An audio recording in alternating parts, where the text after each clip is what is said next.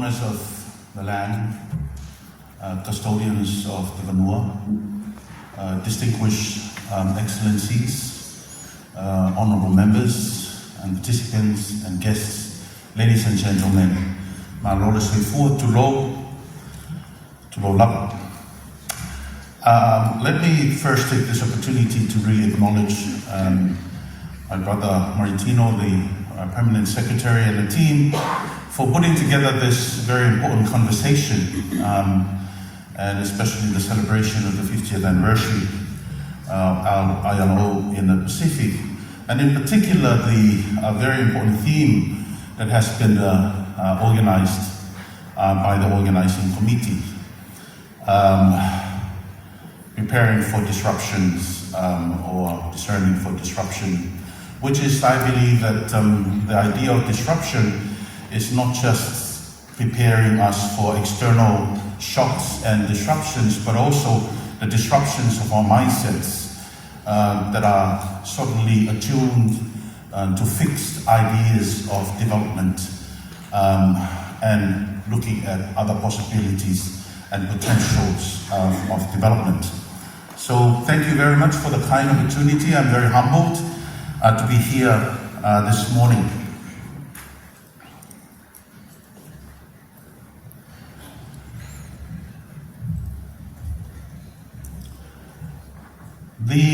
I want to say this first. It is a fact that most of our development narrative and the development story, development policies or strategies are underpinned by Western philosophies. And I'll say this a little bit later on, which is why our problem today is that our development approaches are premised on narratives not of our own. We know foreign narratives better than we know our own. That is the tragic irony of Pasifika development. I was asked by the team to speak on Pacific holistic models or approaches for development. I removed the word holistic and put the word whole of life, which is far more deeper than the idea of holism. Most tragic is the fact that we are drowning in someone else's river of development, and our people are holding on to any approaching cultural debris just to survive. The problem is that the river is not legally ours, the debris is not culturally and contextually viable for survival, and our minds not mentally transitioned to face the river's fury ahead. This is the story of dependency syndrome in the Pacific. I'm not saying that whatever we are doing at the moment and the narrative that we are doing is fully wrong. I'm saying that there are gaps, and I'm saying that as long as, and this is my thesis, if we want to change the story in order to address both external and internal disruptions, change the foundation of the story. So I'm not actually saying that what we are doing is wrong. I'm actually saying that there are systems and structures and policies that we have created that are still underpinned by foreign ideals of thinking and philosophies and ideologies. And you would know that when some of our policies and some of our strategies do not really work in the Pacific. I just want to take you through the master narrative of development, underpinned by Western philosophies. First is the secularization thesis, which is characterized by the elimination of morals, of values, and spiritualities. And this is very important for any development model, because most of the times, our indicators of growth, for example, and the current economic matrix cannot be applied to spirituality, to intangible matters or to intangible spirituality. The thinking behind this is that we believe, and this is because of Western philosophies, is that we believe spirituality is intangible. In the Pacific idea of whole of life philosophy, spirituality is intangible tangibility. It is expressed in performance, in what we share. So it's not just a spiritual thing that is hidden, but it's expressed in the sharing of a fish, in the sharing of food, in sharing of dalo or plantation. That is the expression of Pacific spirituality. It is expressed in how we share this land and all of that. And in our employment system, because of the gap in spiritualities and the values, we sort of like develop a development narrative without a soul that lacks the idea of care. Second is the humanization thesis that is characterized by autonomy, the pursuit of autonomy, the pursuit of privileges and entitlements. After the post-Enlightenment, and in particular the 19th century goes towards the 20th century, what I call the human fracturing, or the splitting of the person, the fracturing of the person, where the soul was bequeathed or gifted or given to religion to guard. The mind was given to education to guard and to train. And the body was given to the industrial scientific system to guard, or institution to guard. And if you see how the fracturing of the human person, which is why the soul, those who guards the soul, especially religion, mainly talks about heaven. That is removed from the daily issues. And in the education system, we talk about the mind, protection of the mind. The issue is that some of the academics, some of what we teach in schools are very abstractive and theoretical, that does not really address the issues of practical life. And of course the body is guided by science or the industrialist movement, which is why we see things in a very materialistic, consumerist way. When we see the land, when we see people, we see consumers in that way. That is the splitting, the fracturing of the human person because of the humanization thesis. The issue is this, for example, security. We talk a lot about security, whether it's climate security or whatever security, regional security that we talk about. We never talk about spiritual security. The issue in the Pacific is that there is no security without spiritual security. You cannot address any form of security without addressing spiritual security, because that is the core of Pacific thinking, of Pacific life, Pacific identity. Third is the rationalization thesis, which is characterized by logical deduction, by negation, and then by one truth. The hallmark of Western systems and Western society, and Western form of development, is the obsession for one truth, which is the heart of colonization. There is one legitimate form of knowledge. There is one constituent source of goodness. There is one story or one way or one culture or one language that works.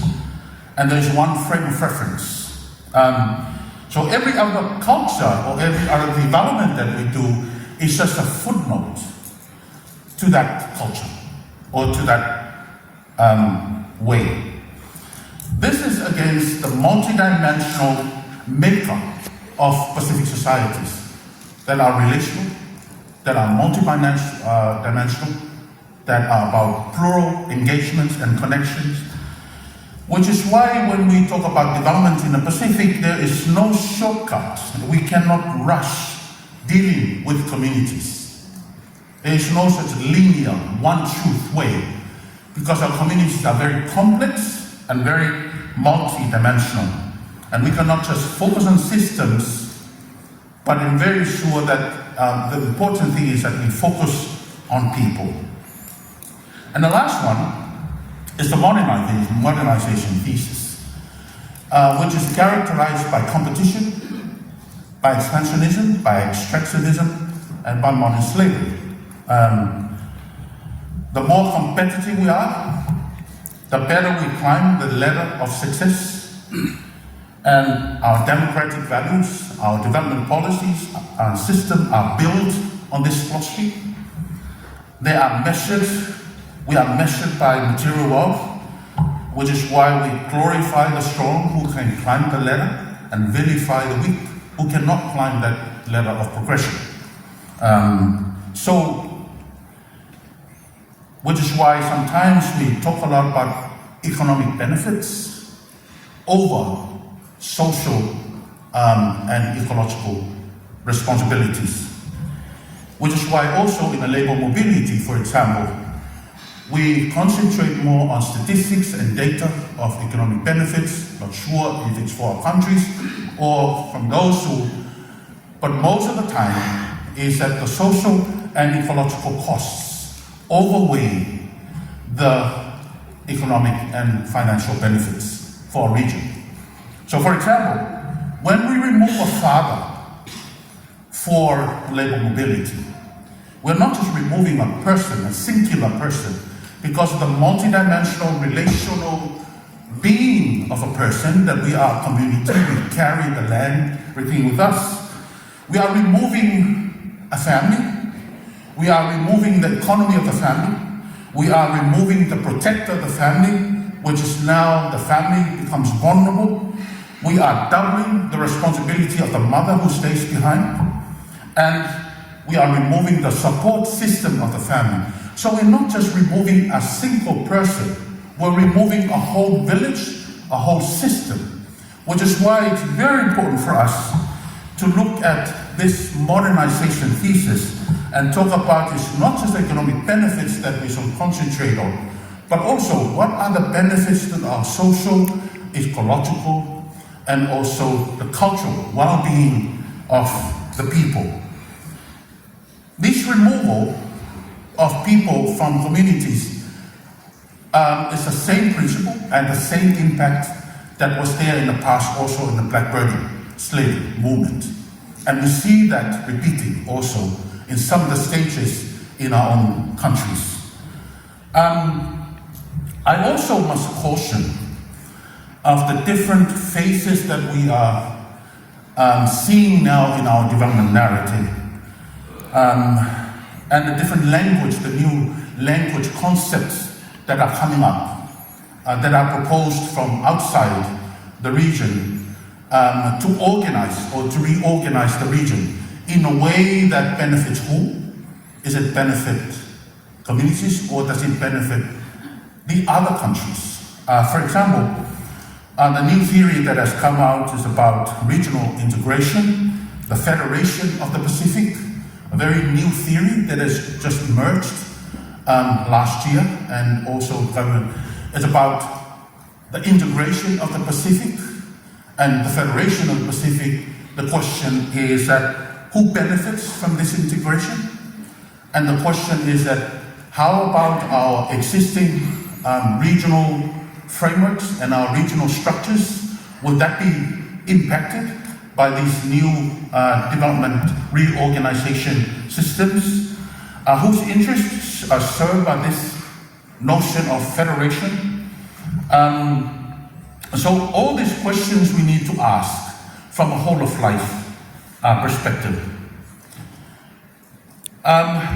It is important, sorry, the thing is moving. IT, please, can you move to the other slide? Yep. The last slide that I'm talking about is the idea of mutual contradiction. There are 5 things that are important for our own Pacific whole of life philosophies. First is about mutual contradiction. So difference is something that cannot be eliminated, doesn't have to be eliminated, but negotiated. We are the same differently. For example, we need to look at the idea of rights, human rights. That sometimes when we talk about human rights in the Pacific, we eliminate the idea of ethics. We talk about rights, but at the same time we also talk about ethics and values of social control. Rights without ethics could lead to self-entitlements, to the promotion of the self and autonomy. Ethics without rights could lead to social domination and perpetuation of violence, which is why, for example, my country, in Samoa, human rights is called Aya the Tau. Aya is rights, the Tau is about social control, it's about ethics. And the two must always be handled together in tension. That's what I mean by mutual contradiction. One cannot be eliminated, but hold in tension together, or else we promote human rights without social controlling mechanisms in the communities. The other thing about the Pacific whole of life is that most of the time in the Pacific, especially development, we focus a lot on the deficit, on the gaps, on the problem.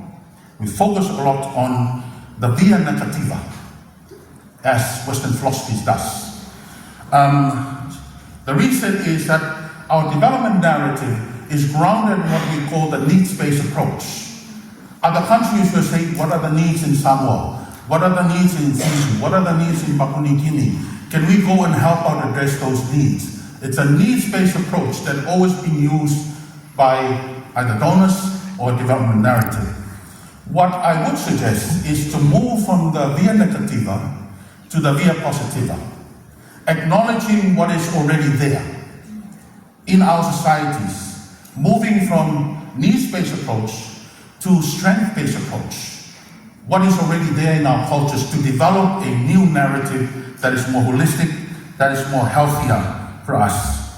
The other thing is the idea of restraint. When we talk about disruption, to avoid disruptions in the future, we need not just to talk about privileges and entitlements, but also we must acknowledge the importance of pause, of slowing down, of waiting. This is very critical in our Pacific ways of knowing and being. We cannot rush things. We cannot rush communities. We cannot rush projects. Because we focus on people, we don't focus on systems. That's why we cannot rush. And interconnectedness is not just about the single self, it's about the whole. We cannot put people into compartments or boxes to view in terms of our projects, in terms of policies, because we need a community-based approach, a whole-of-life approach that is part of the whole-of-life philosophy on the Pacific. The last one is about multidimensionality, that is not about the investigation of truth, which is the goal of Western philosophy. The goal of Pacific whole-of-life philosophy is the common good. What is good for everyone? What is good for the elder? What is good for the child? What is good for the land? What is good for the ocean? What is the common good? That is the focus of Pacific philosophies. Let me just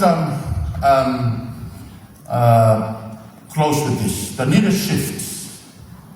Just a summary of what I said. From needs-based approach to strength-based approach. From via negativa to via positiva. From pursuit of cultural entitlements to cultivation of ethics, morals and values in our systems, in our structures. From eliminating to negotiating our contradictions. to being inclusive, not being exclusive. From pursuit of the one truth to embracing the complexity and multidimensionality of our communities, which is why we cannot rush. From compliance to valuing restraint in the context of relationships, because Pacific philosophy is not about systems or about truth. It's about people. It's about relationships. That's why we need to slow down. That's why we focus on the whole rather than just a particular part. Last one, from extraction to sincerity, to compassion, to humility in our development narrative that we have. Thank you very much, and thank you for the opportunity of listening. Malo.